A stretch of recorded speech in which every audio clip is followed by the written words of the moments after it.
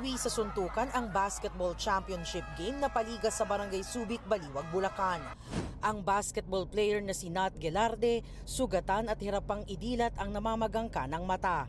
Siya raw ang pinakanapuruhan sa lahat ng umawat mula sa kanilang team.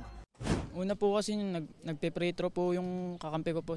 Hindi po na-shoot yung bola. Ngayon po nakuha niya po ulit. Tapos po pagtira niya po, sinahod po siya.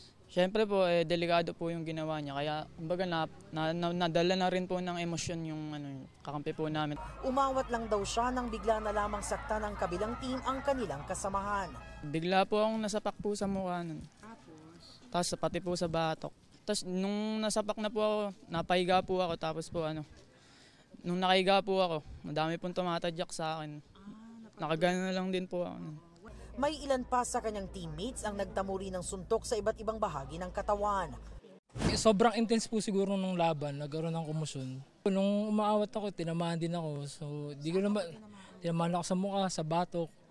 Ang masakit lang nun, siyempre, magkakasama din kami pag nire-represent namin yung barangay.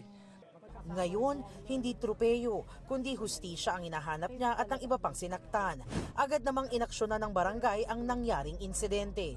Meron na pong nangyaring initial na investigation. Nahanap na po namin kung sino po yung nanuntok, kung sino po yung nasuntok, napadala na po namin sa hospital. And at the same time, lahat po ng involved, alam na po namin. Humarap sa GMA Integrated News ang ilang miyembro ng kabilang team sa kondisyong huwag ipakita ang kanilang mukha. Ilan daw kasi sa kanilang miyembro ang nakakatanggap ng pambabash at pagbabanta. Pero hindi rin daw nila inaasahang mauwi sa gulo ang game. Humihingi sila ng paumanhin sa kalabang team. Hindi na rin po na-control ng bawat players yung kanya-kanyang bugso ng damdamin, yung emotion po nila. Kaya po nauwi siguro sa ganun. Yung may nasaktan po, may kailangan pong bigyan ng gamot o tulong. Bukas naman po yung team namin. Para sa GMA Integrated News, ako si Jamie Santos, ang inyong saksi.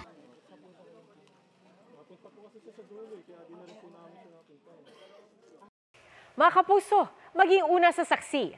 Mag-subscribe sa GMA Integrated News sa YouTube para sa iba't ibang balita.